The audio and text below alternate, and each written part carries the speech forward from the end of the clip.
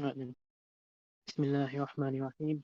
إن الحمد لله نحمده ونستعينه ونستغفره ونعوذ بالله من شرور أنفسنا ومن سيئات أعمالنا من يهد الله فلا مضل له ومن يضلل فلا هادي له وأشهد أن لا إله إلا الله وحده لا شريك له وأشهد أن محمدا عبده ورسوله.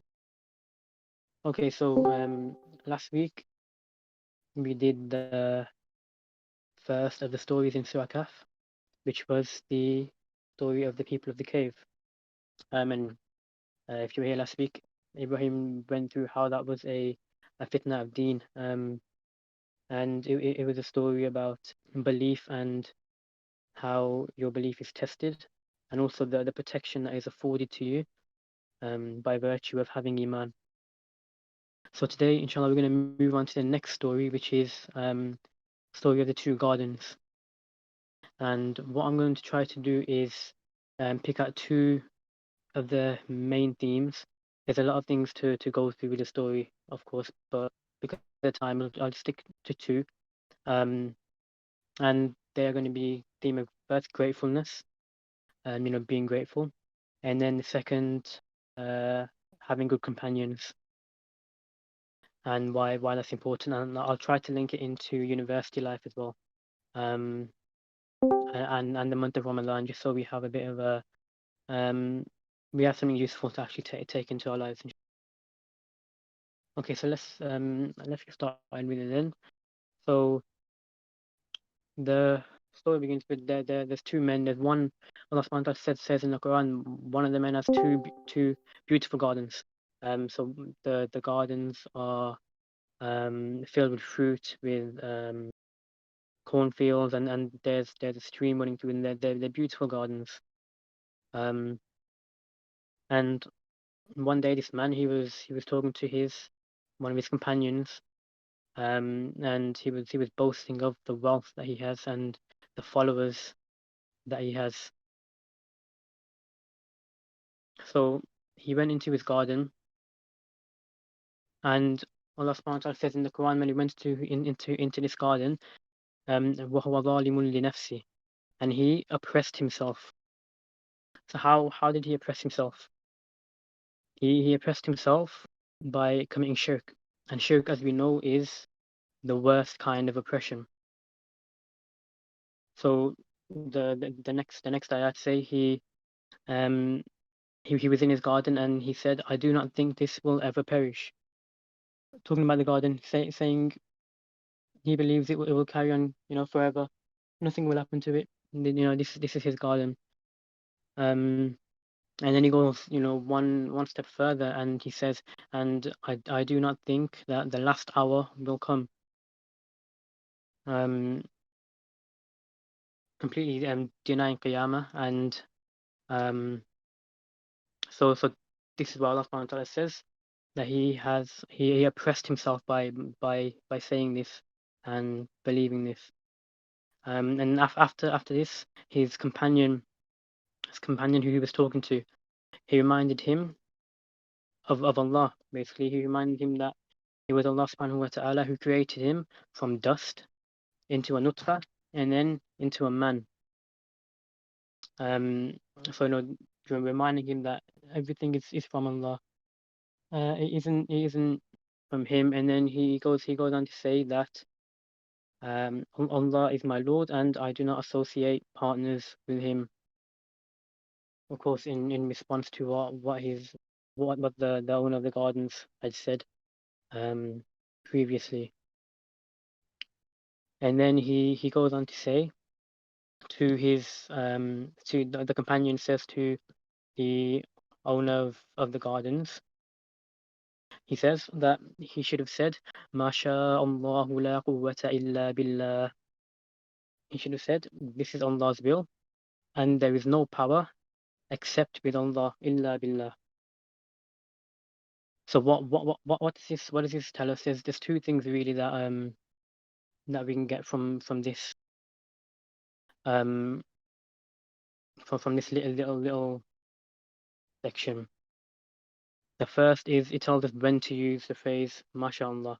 So it's telling us when this man, he's got a garden that he's pleased with, that he really likes, he has a possession of his um that he is happy with. So he's being told to say mashallah, and through this Allah subhanahu wa ta'ala is telling us when to say mashallah. Um and then the next bit is he says la quwwata illa billah. Now understanding that nothing happens except with the power of Allah. There is no power except with Allah. The things that we do in our lives, they aren't from us. The garden that this man has, it's not from him. It's from Allah. And then moving forward from there, the companion says that Allah subhanahu wa ta'ala may give him something better, and he may destroy your garden. And that's what happened. The man's gardens were destroyed. And then after this happened, of course, there's going to be a moment of realization. The man dropped to his knees and he said, I wish I had not associated partners with Allah. So he's understanding and regretful of the shirk that he committed earlier. But of course, by this time, I mean, it's too late. And it's just providing us with the understanding that we must always be grateful to Allah subhanahu wa ta'ala for all the things that we have. And we must understand that everything comes from Allah and not from ourselves. So now just talking a little bit about gratefulness, there are 3 ways to show gratitude. Can anyone in the comments, anyone have any ideas of what these 3 ways might be? How can we show gratitude? Or unmute your mic.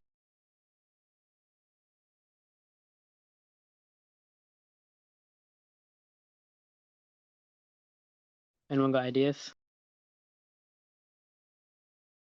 No? Okay, no problem. Okay, so the three ways of showing gratitude. First, it's in the heart. So this is just acknowledging the blessings that you have are from Allah alone. We did not earn these blessings. We don't even deserve these blessings. All the blessings that we have from Allah. The next way of showing gratitude is with the tongue. So that is by praising Allah and by mentioning His blessing. Allah subhanahu wa ta'ala says in Surah Duha, وَأَمَّا بِنِعْمَةِ رَبِّكَ فَحَدِّثْ. As for the blessing of your Lord, speak about it. So Allah subhanahu wa ta'ala, He wants us to mention the blessing that we have. This doesn't mean that we boast about the things that we have, but we should mention the blessings that we have in order to praise Allah. So if we understand that the things that we have are because of Allah, and we talk about them, this is showing gratitude. That is a method of showing gratitude. And then finally, your limbs or your actions. So you're using the blessings that you have to obey Allah subhanahu wa ta'ala. And the importance of gratitude was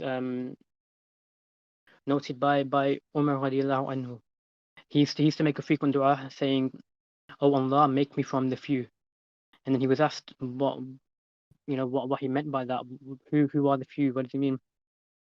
And then he cited a verse in the Quran where Allah subhanahu wa ta'ala says, "A few of my slaves are grateful." So he's asking Allah subhanahu wa ta'ala that he is one of the grateful ones, because it is within our human nature to be ungrateful. We have all these blessings that we take for granted. Like the man with the gardens, he took what he had for granted. And in the same way, we take so many things for granted on a daily basis. The our ability to speak, our ability to hear, our ability to see, our ability to write things down, our ability to attend this class. And especially in the month of Ramadan now, we take for granted the time that we have, and we don't use it in the most effective manner. In these blessed moments, Instead of taking advantage of the blessing, we always have a tendency um to waste the time that we have. And yeah, this is a part of human nature. But Allah subhanahu wa ta'ala says in the Quran in Surah Al-Baqarah, فَاذْكُرُونِي أَذْكُرُكُمْ وَاشْكُرُوا لِي وَلَا تَكْفُرُونَ. Remember me and I will remember you, and be grateful to me and do not be ungrateful. So we see here a way that we can be grateful. So Allah subhanahu wa ta'ala puts dhikr and shukr together in the same ayah. So what does this show? This shows us that dhikr is a form of shukr, and that remembering Allah subhanahu wa ta'ala is actually being grateful to him. Performing dhikr is a way to show your gratitude. And in the same way, we can say that the opposite is true. Failing to perform dhikr, failing to remember Allah, is being ungrateful, or is being less grateful. So that's gratefulness. Just moving on to the next theme I want to discuss was having good companions. And the first thing to understand is that companionship is a two-way street, and this is highlighted in the story we've just been through, in the way that this man who owned the gardens, he had a good companion. We can see that the companion that he had was a man of taqwa, a man who believed in Allah, and he gave his companion, the owner of the gardens, he gave him a warning.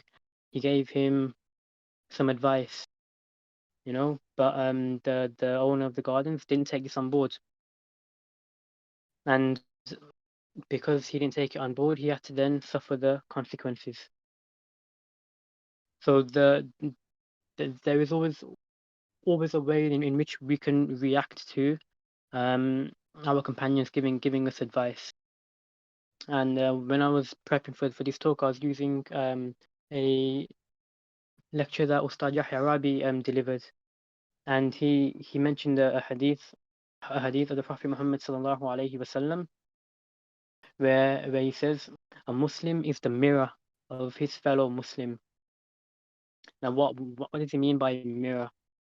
By mirror, he means a mirror is something that does not lie to you.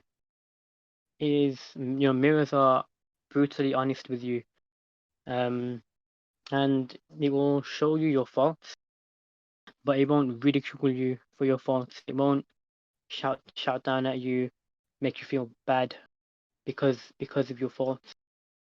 And then, in the same way, when you see a fault in the mirror, we react immediately. We strive to amend the fault as soon as possible. We'll comb our hair, we'll iron our shirts, whatever. So when we receive advice from one of our companions, that's the way that we should be. We should react immediately, and then for the person who's advising, they should be like the mirror, in that, when we advise, we are sincere, we are honest, and we aren't making people feel bad for their faults, and we aren't just picking their faults out.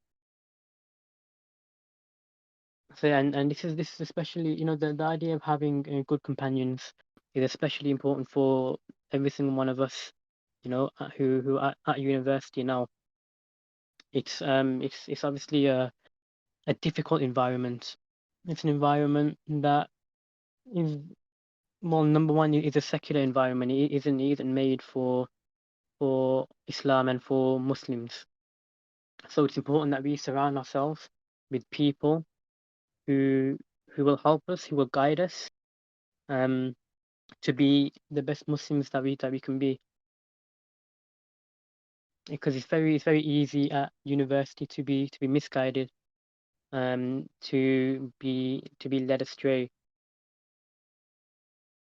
So coming back to this example of a mirror, if we can surround ourselves with people who are like mirrors and who sincerely want to help us and guide us, um, and wish the best for us in both the dunya and the akhirah, then that's always going to be um, a positive for us.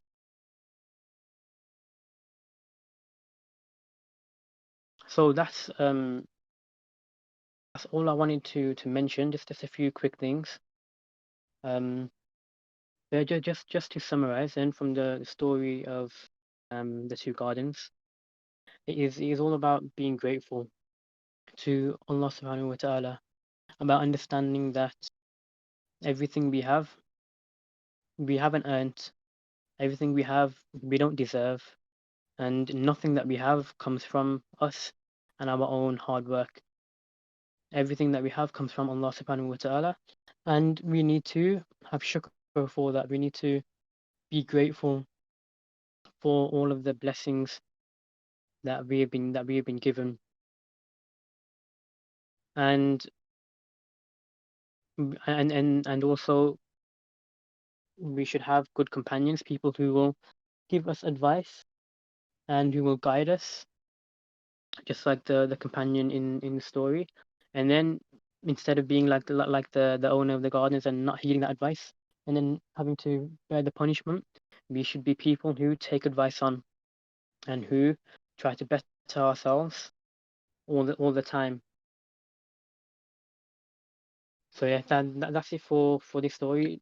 Next week we will have the story of Musa and Khidr, and that is a story about the fitna of knowledge, and it's a very interesting one. So please do attend again next week. And if you missed last week's talk by Ibrahim, you can find it on the YouTube channel. I believe this will be up on the YouTube in a few days as well, inshallah. So if you came late, you can just catch up on it then. So yeah, Jazakumullah khairan for attending. Assalamu alaikum wa rahmatullahi wa barakatuh.